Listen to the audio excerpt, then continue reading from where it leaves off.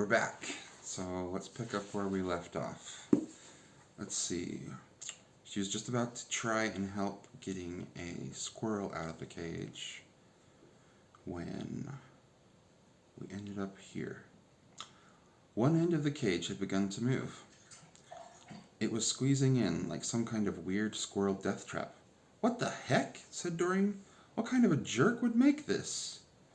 The squirrel was chittering in panic. Doreen tried to open the cage. Locked. The metal wall had already moved halfway. The squirrel and her tail were curled up in a ball in the far corner and would be squashed like roadkill in seconds. Doreen worked on the lock. No luck. The squirrel looked up at her with wet, frightened eyes. "Not today," said Doreen. Doreen had always been a good deal stronger than her parents. Could she also save squirrels from evil death traps? Grasping the steel sides with each hand, Doreen pulled. The metal screeched. She squeezed her eyes shut and pulled harder. "I can do this," she said, her voice tight with exertion. "I am Doreen Green. I am..." Then she thought it, the name she only called herself in her head. The secret name she'd never said aloud because it felt like a superhero name, and only in her head did she dare dream herself a hero. "I am Squirrel Girl!" The metal screeched even louder and popped. The cage fell apart in her hands. The squirrel was just a streak of gray, leaping free of the cage and running off. "Yay, Doreen," said Doreen, because no one else did. And then quietly, hopefully, she whispered to herself, "Yay, Squirrel Girl." That was the end of Chapter 1. Chapter 2, also from Doreen's perspective. On Monday morning, in the middle of the fall term, Doreen Green started as Union Junior High's newest 9th grader. Union Junior was a great, big brick monolith of a building, 4 stories high, windows black and glinty like a supervillain's eyes. "This is going to be great," Doreen muttered. Muttered. "This is going to be great," Doreen muttered, glaring up at it. She didn't believe a word she was saying, but she said it with so much confidence she almost forgot she didn't believe it. "This is going to be a fuzzy ball of fantasticalism." If the school had suddenly spread its arms and legs, picked up a club, and splatted her on the sidewalk, she would not have been surprised. She scowled at the building, just in case it had any arm-sprouting ideas. But it just stood there, like totally normal brick buildings tend to do. Doreen pointed 2 fingers at her eyes and then back at the school. If it secretly was an evil robot, now at least it knew she was onto it. "What is that girl doing?" she heard someone whisper. Doreen turned to find the speaker, a black-haired girl who was walking with a blonde girl. "I'm staring down the school," said Doreen, because it was true. Even though she worried it sounded odd. The black-haired girl started. "Are you talking to me?" Whoops. Maybe the girl hadn't meant for Doreen to hear that whisper. Sometimes Doreen forgot to ignore her slightly better than normal human hearing, and all those little extra abnormal things about herself. Sometimes hiding all those things made her so exhausted she felt like sleeping till cake day. "Hi, I'm Doreen Green." When she didn't know what to say, she defaulted to extreme friendliness. "Lucy Tang," said the dark-haired girl with a frown. "So, you looked like you might be wondering what I'm doing, even though you didn't speak aloud whatever question might have been in your brain. At least not so that any normal girl could hear. Which I am, a totally normal girl.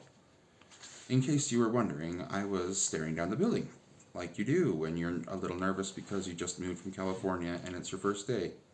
"Freak," said Lucy Tang, this time speaking loud enough for normal girl ears to hear. And then the girls walked off into the school, leaving Doreen alone. If Monkey Joe had been there, Doreen would have turned to him, probably perched on her shoulder, and asked, "That was weird, right?" "Totally weird," Monkey Joe would have said, except in chitter speak. But he wasn't there, so Doreen just glared one more time at the school and entered through the front doors, greeted by the smell of old milk and sweat. Unlike her school in California, all the hallways were on the inside of the building, and so were the classrooms, and there was an entire lack of courtyards with palm trees, or any trees really. She felt like a tree squirrel trying to live underground. Doreen Green was all for new experiences, but she was beginning to wonder if the whole dad gets a new job so they move across the country thing was actually a bad idea. And her mission to score a friend still wasn't going so hot. During first and second periods, there was no scheduled pause to chat and make new friends now time. During third period, U.S. history, the teacher shushed Doreen for whispering to a girl, "So, hey, do you like climbing trees or anything?" Doreen scratched her scalp hard. It was itching, she thought, because of all her unspoken thoughts. Although her tail was crammed in her pants, but that was nothing new. Life as Doreen Green involved a lot of nuts, scads of cakes, a number of nut cakes, and a great deal of aches. At lunch hour, she walked down the hallway toward the cafeteria behind a group of 5 girls, who were chatting nonstop like a nest of squirrels. Doreen sighed. In California, she always had a friend here, a friend there, but she'd never belonged to a burrow. As awesome as that group of girls looked, they were awfully slow, so Doreen picked up the pace trying to get around them. One of the group was the girl from that morning. "Lucy Tang, hi," said Doreen. Hi," said Lucy, who then whispered to the others, "She's the one I was telling you about." "Whoa, baby got back," said the blonde in the middle. "Huh?" said Doreen. Did she just make a comment about Doreen's badonk? Because it was a fact that Doreen sported a supersized badonk. It was a real challenge, frankly, to find pants that would fit her tail-enhanced badonk, as well as her naturally thick thighs. Do you have lunch this period, too?" Yeah," said the blonde. She pointed at Doreen's face. "Do you have your lunch stored in those rosy cheeks?" Doreen ran her tongue on the inside of her cheeks just to make sure. She didn't think she had food in there, but it was a very useful place to store a few extra nuts. Or wait, was that girl implying that her wide, full cheeks were something to be ashamed of instead of a useful adaptation? "Hey, honest help," said a brunette. "If you want my orthodontist's number, I'd be happy to share. Maybe he can do something for your..." She gestured toward Doreen's mouth, where her front teeth were out below her top lip. "Fuzz muppets," Doreen swore to herself. She stopped and let the group pass by. How in the known universe was a girl supposed to make a lifelong very best New Jersey friend if everyone was being so weird? Doreen glared up at the school ceiling, shaking a threatening fist. At moments like this, she briefly considered giving up on optimism. Expecting the worst sounded so much easier than demanding wonderfulness from life. But no, she would not be defeated. She took a deep breath and entered the cafeteria. It was teeming, like when you turn over a log and all the worms and stuff start to wiggle away. Doreen was seconds away from leaping onto a table and declaring to the room, "I am Doreen Green, age 14, and I'm looking for a friend. Who among you is most likely to want to hang out with me and talk for hours and eat trail mix once it's been picked clean of the abominations known as raisins?" But Lucy was staring at her. The word freak seemed to vibrate in the air like a rung bell. Doreen just stood there, like a squirrel frozen on a street, a car coming at her. The tail crammed in her pants ached like a bad secret. But wait, there was a table over there, mostly empty. Just one girl. She had acorn brown skin and hair as black squirrels, and she was bent over reading a math textbook and nibbling dry crackers. Doreen sat down and started pulling her lunch out of her paper bag. 2 almond butter sandwiches, 3 apples, and a half-pound of raisin-free trail mix. The girl looked up, frowning. "Hey, I'm Doreen Green. Just moved in. What's your name?" "Anna Sophia?" The girl said it like a question. "Anna Sophia is your name?" The girl nodded, but seemed uncertain. Awesome, said Doreen.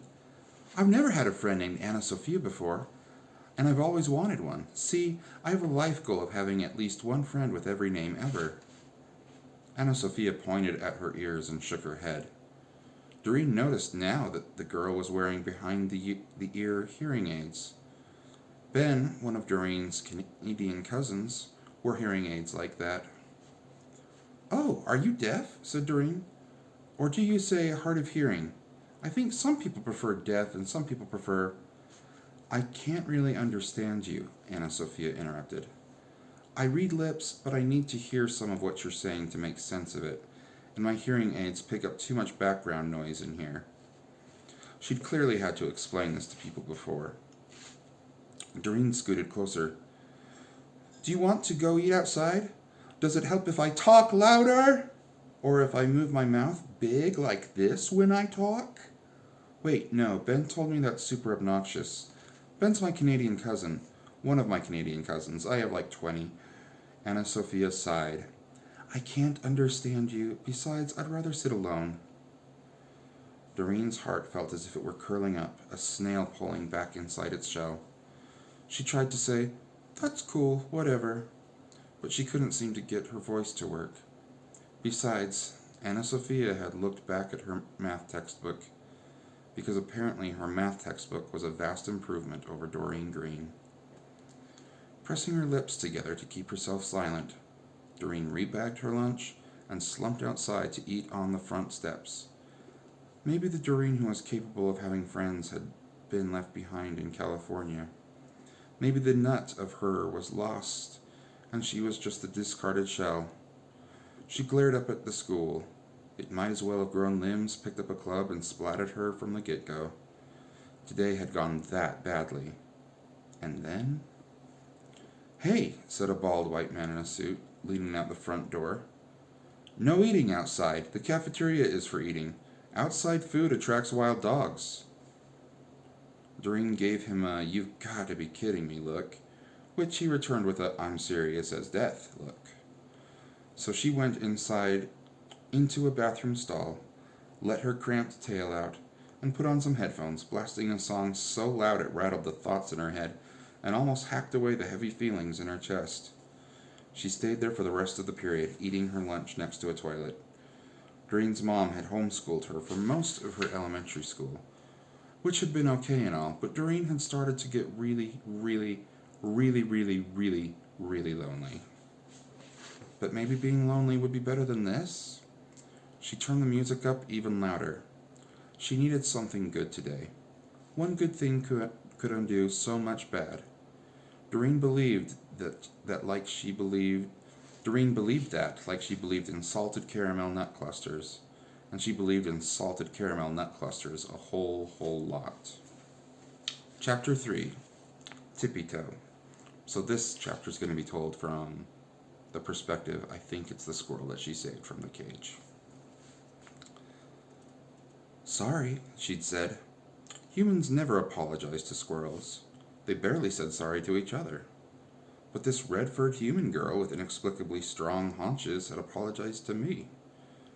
And then there was that business with the delicious cashew in the metal box that I should have known was a trap. Inexcusable. When are there ever delicious cashews just lying around in metal boxes? Never, that's when. I'd been careless, distracted by the human girl business. Oh, we'll start again with the next one real soon. Talk to you later.